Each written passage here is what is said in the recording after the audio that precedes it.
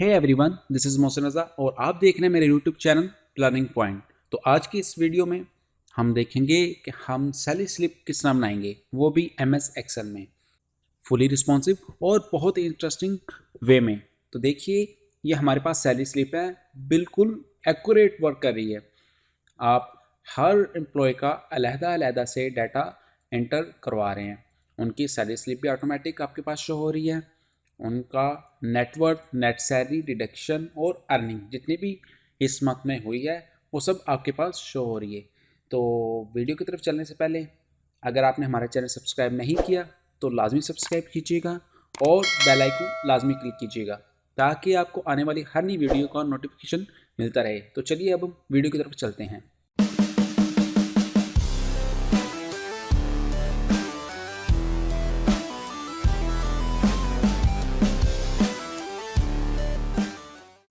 तो चलें, अब हमारे पास एक MS एक्सेल की ब्लैंक शीट ओपन हो गई है।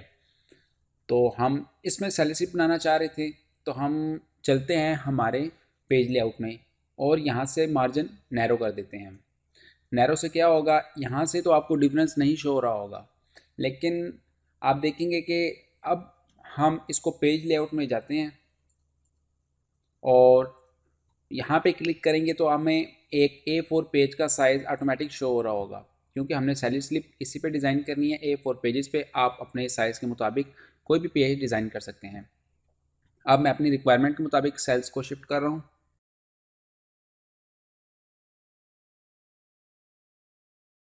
तो चलें, अब हम यहाँ पे अपना टाइटल नेम लिखते हैं।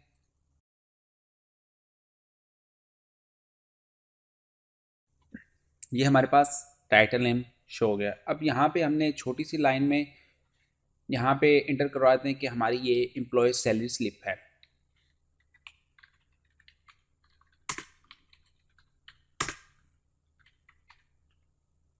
अब आप यहाँ पे मंथ के हिसाब से भी लिख सकते हैं। अगर आप मंथ ऐड नहीं करना चाहते स्लिप में ही, तो यहाँ पे ऐड कर दें कि ये किस मंथ की है, जनवरी की, फरवरी की या जो भी।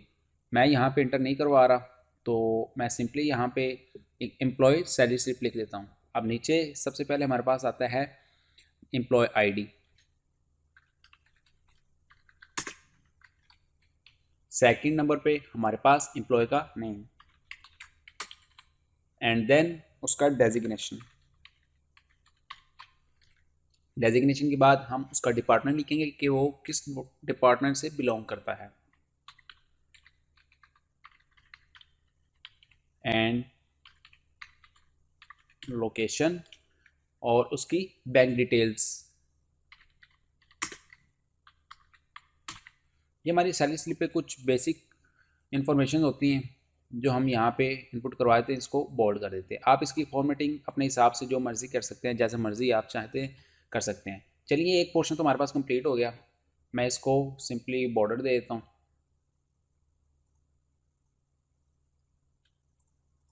चलिए, हमारे पास बॉर्डर शो हो रहा है। ये एक प्यारा सा बन गया आपके पास। अब नेक्स्ट हमारे पास जो अर्निंग और डिटेक्शन का कंप्लीट टेबल बनाते हैं, उसमें देखते हैं कि हमने क्या क्या ऐड करना है। तो यहाँ पे मैं मर्ज एंड सेंटर करके यहाँ पे अर्निंग का पोर्शन ऐड करता हूँ और यहाँ पे मैं जो डिडक्शन हुई है उसकी सैलरी में से उसका इंफॉर्मेशन ऐड करूँगा इसमें। चलें, ये हमारे पास अर्निंग और डिडक्शन का पोर्शन ऐड हो गया है। अब नीचे हमारे पास अर्निंग में कौन कौन सी चीज़ें हैं, सैलरी हेड यहाँ पे लिख देते हैं, जितनी अमाउंट उसमें से कट हुई है वो भी लिख देंगे, सैलरी हेड और यहाँ पे अमाउंट।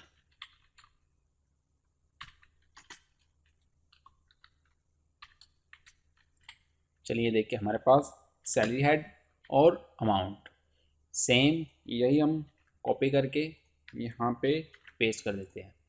चलिए, ये हमारे पास सैलरी हेड और अमाउंट यहाँ पे शो हो रहा है। मैं इसको भी सेंटर लाइन कर देता हूँ। सैलरी हेड में आप देखिए अर्निंग में हमारी कौन कौन सी आती हैं। सबसे पहले तो हमारी बेसिक सैलरी, बेसिक के बाद हमारे पास कन्वेंस अलाउंस,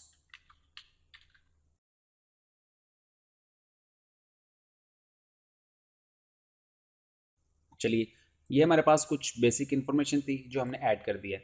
अब सबसे एंड पे यहाँ पे हम ऐड करते हैं कि हमारे पास टोटल इनकम कितनी हुई है, और यहाँ पे हम ऐड कर देंगे हमारे पास टोटल डिडक्शन कितनी हुई है। तो चलिए करते हैं।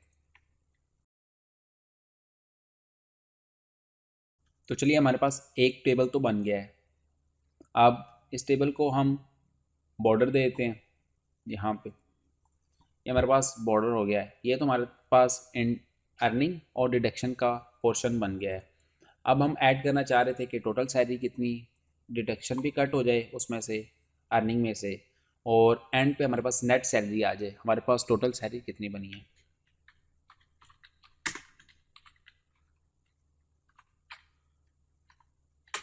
और हम इसमें मंथ भी ऐड कर देते हैं, किस मंथ की सैलरी है।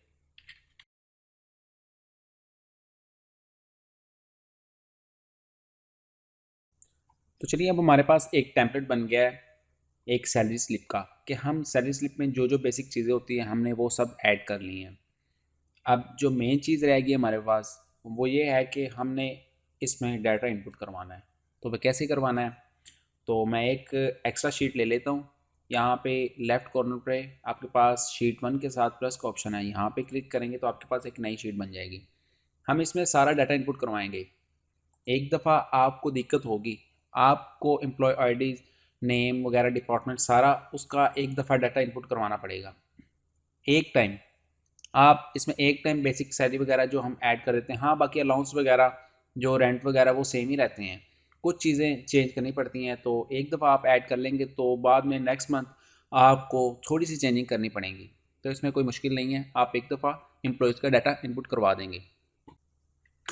तो चलिए ये मेरे पास कुछ डाटा शो हो रहा होगा आपको।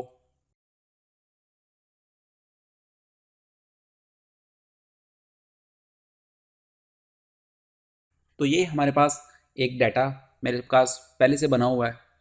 तो ये मैंने इनपुट करवाया है डाटा सब एम्प्लॉयज़ का। इसमें 15 एम्प्लॉयज़ हैं, तो उन 15 की 15 का मेरे पास डाटा इनपुट है। अब देखिए हमारे पास सैलरी स्लिप में क्या क्या चीज़ें चाहिए थी। Employee ID, name, designation, department, bank detail, location वगैरह जितनी भी चीज़ें हैं वो हमने इसमें ऐड की हुई हैं। वो देखिए नेम, डेजिग्नेशन, डिपार्टमेंट, हर एम्प्लॉयज़ का यहाँ पे अलहदा से डाटा बना हुआ है। अब शीट 1 पे चलते हैं अपनी। इस स्लिप में आप देखिएगा हमारे पास एक कंसेप्ट है।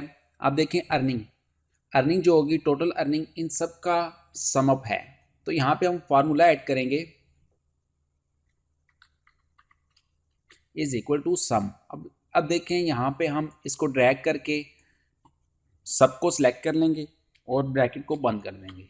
अब ये देखें यहाँ पे ज़ीरो आ रहा है क्योंकि इसमें कोई अभी वैल्यू ऐड नहीं है। इसी तरह डिडक्शन में करेंगे, इसी तरह इसको ड्रैग करेंगे, जितनी भी चीज़ें हमारे पास होंगी इसमें वैल्यूज़ होंगी वो सम अप हो जाएंगी डिडक्शन। अब जो टोटल सैलरी है अर्निंग माइनस डिडक्शन, अर्निंग में से हम डिडक्शन माइनस कर देंगे। तो अब क्या करेंगे, is equal to total earning minus total deduction और इंटर कर देंगे 0। अब ये हमारे पास जितनी भी सैलरी है अर्निंग में से वो कट ऑफ हो जाएगी। फॉर एग्जांपल मैं यहाँ पे बेसिक पे बाय डिफ़ॉल्ट लिखता हूँ 15,000। अब देखें यहाँ पे 15,000 है, डिडक्शन अभी कोई नहीं है और टोटल सैलरी भी 15,000 है। लेकिन हॉस्टल एंड में यहाँ से 1,000 निकाल देता हूँ, 15,000 में से 1,000 डिडक्शन होगी और 14,000 रह गया। ये फार्मूला वर्क कर रहा है, ठीक है, आपने फार्मूला इसमें इनपुट करवा दिया है। तो चलिए अब हम अपने नेक्स्ट स्टेप की तरफ चलते हैं।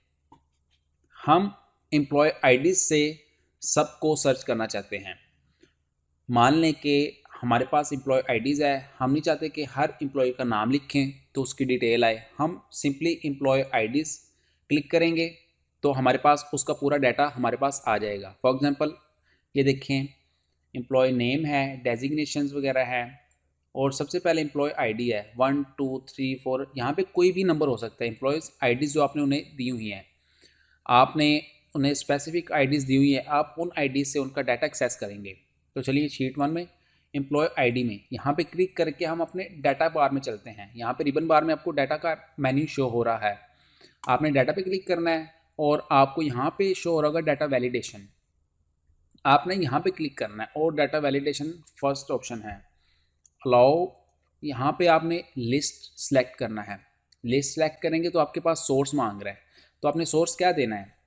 अब एम्प्लॉय आईडीज़ हैं, एम्प्लॉय आईडीज़ जाके हम शीट 2 में जहाँ पे हमारा डाटा पड़ा हुआ है वहाँ पे जाके हम पूरी एम्प्लॉय आईडीज़ को ड्रैग करेंगे, क्योंकि अब हमारे पास एम्प्लॉय आईडीज़ पूरी उसकी डाटा वैलिडेशन करनी है हमने, और ओके पे क्लिक कर देते हैं। तो चलिए अब देखें, एम्प्लॉय आईडीज़ के साथ ड्रॉप डाउन मेन्यू शो हो रहा है आपको। नीचे देखें 1 2 3 4 5 6 ये 14 तक, ये सारा डाटा वैलिडेशन हो गई है। यहाँ पे ड्रॉप डाउन मेन्यू आ गया है, ये इसकी वैलिडेशन हो गई है। इससे अब हमको आसानी ये होगी कि अगर हमें किसी की आईडी नहीं भी याद, हम ड्रॉप डाउन मेन्यू से जाके सिलेक्ट कर सकते हैं। अब चलते हैं हम नेम की तरफ। अब नेम में हमने सेलेक्ट करवाने हैं जो हमारे नेम कॉलम में ये सारे नाम इंटर हैं, तो हम क्या करेंगे, यहाँ पे फार्मूला लगाएंगे, is equal to V lookup. और जब ब्रैकेट स्टार्ट करते हैं तो यहाँ पे मांग रहा है लुकअप वैल्यू, तो हमारे पास लुकअप वैल्यू कौन सी है, हम जिस वैल्यू से इसको एक्सेस करना चाह रहे हैं तो वो कौन सी है हमारे पास, एम्प्लॉय आईडी, ये वाली। हम इसको सिलेक्ट करेंगे और कोमा पे क्लिक करेंगे। अब मांग रहा है टेबल एरे। टेबल एरे कौन सा है, जो हमने शीट बनाई है, इनपुट करवाया है, तो हम यहाँ से ड्रैग करेंगे ये वाला पूरा, ये यहाँ तक हमारे पास ये टेबल पूरा एरे है। सिलेक्ट हो गया। अब यहाँ पे देखिए हमारे पास वही शो हो रहा है, वी लुकअप, और कोमा पे क्लिक कर देंगे, यहाँ पे आ गया। अब नेक्स्ट देखिए हमारे पास यहाँ पे टेबल एरे भी हो गया। नेक्स्ट मांग रहा है कॉलम इंडेक्स नंबर। अब हम कौन सा नेम सेलेक्ट कर रहे हैं, तो नेम हमारा कौन से कॉलम पे है। अब देखिए हमारे पास कॉलम हमने कहाँ से सिलेक्ट किया है, लेफ्ट से राइट पे, एम्प्लॉय आईडी से। तो यहाँ पे नेम का कॉलम कितने नंबर पे है, 1 और 2। अब मान लें हम डिपार्टमेंट पे क्लिक करना चाह रहे हैं, तो कौन सा होगा, 1 2 3 4, ये 4 नंबर होगा हमारे पास कॉलम इंडेक्स नंबर। अगर हम नेम से सिलेक्ट करते चीज़ें तो हमारे पास जो डिपार्टमेंट होना था वो 3rd नंबर होना था। अब हमने नेम सेलेक्ट करने हैं, नेम पे ये फार्मूला लगा रहे हैं, तो हमारा कॉलम इंडेक्स नंबर होगा 2, तो हम 2 इंटर कर देंगे और कोमा। अब यहाँ पे ट्रू एंड फॉल्स मांग रहा है, हम 0 सेलेक्ट करेंगे और ब्रैकेट क्लोज कर देंगे। अब इंटर क्लिक करते हैं। अब आप देखें ऑटोमेटिकली हमें नेम वाले टेबल में ले गया जहाँ पे हमारी सैलरी स्लिप बनी हुई है। यहाँ पे नेम शो हो रहा है मुनव्वर। आप एम्प्लॉय आईडी में 10 से जाएं, 1 पे क्लिक करें, ऑटोमेटिक नेम आ गया अली। 5 सेलेक्ट करें, ऑटोमेटिक आमिर। ये हमारे पास फार्मूला इस पर लग गया है। अब यही फार्मूला हम यहाँ पे लगाएंगे, तो इसका फार्मूला पिक कर लेते हैं हम यहीं से ही, और यहाँ पे हम पेस्ट कर देते हैं। लेकिन अब देखें यहाँ पे डेजिग्नेशन है, डेजिग्नेशन हमारा किस नंबर पे है, 1 2 3, 3rd नंबर पे है हमारे पास डेजिग्नेशन। तो हम दोबारा जाएंगे इस फार्मूला में और 2 यहाँ पे लिखा हुआ है, यहाँ पे 3 सेलेक्ट कर देते हैं और इंटर कर देते हैं। अब देखिए हमारे पास डेजिग्नेशन आ गया लेबर है। चले हम मान लें, मैं खुद आपको प्रैक्टिकल दोबारा करके दिखाता हूँ, अगर आपको पहले नहीं समझ आई तो आप समझ आ जाएगी। फार्मूला लगाएंगे, is equal to V lookup. अब टेबल वैल्यू कौन सी हमारे पास, एम्प्लॉय आईडी जिससे हमने एक्सेस करना है, कोमा। अब हमारे पास टेबल एरे कौन सा है, यहाँ पे सिलेक्ट करेंगे ये वाला टेबल एरे पूरा, और कोमा। अब हमारे पास मांग रहा है नंबर कौन सा है, अब हम डेजिग्नेशन करना चाह रहे हैं 1 2 3, हम 3 सेलेक्ट करेंगे और कोमा और 0। अब ब्रैकेट क्लोज करता हूँ और एंटर करता हूँ, ऑटोमेटिकली हमारे पास डेजिग्नेशन पे ले गया है। अब ये लेबर।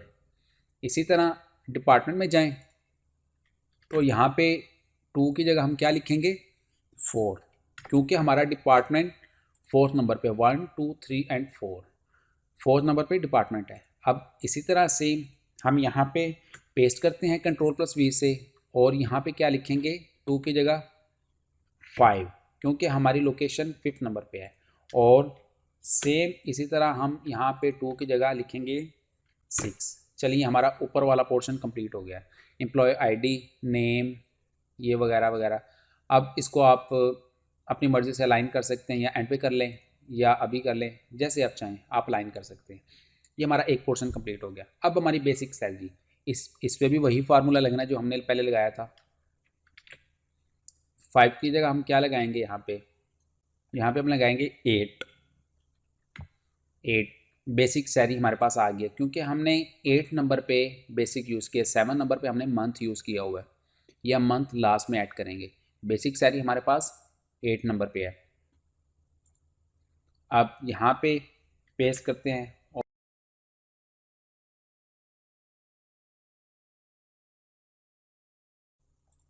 चलिए जो हमें बेसिक चीज़ें चाहिए थी वो हमने ऐड कर ली हैं। इसमें क्या क्या चीज़ें थी हमारे पास, बेसिक सैलरी, कन्वेंस अलाउंस, और हमारे पास मेडिकल अलाउंस, स्पेशल अलाउंस वगैरह, एक्स्ट्रा इनकम या ओवर टाइम वगैरह। ये हमारे पास अर्निंग के पोर्शन में आ गई है सारी चीज़ें। सॉरी, तो यहाँ पे हॉस्टल रेंट है, मेस रेंट है, प्रोविडेंट फंड, लोन, ये हमारे पास डिडक्शन में ऐड होगी। अब देखें, ये हमारे पास टोटल अर्निंग है, ये डिडक्शन है।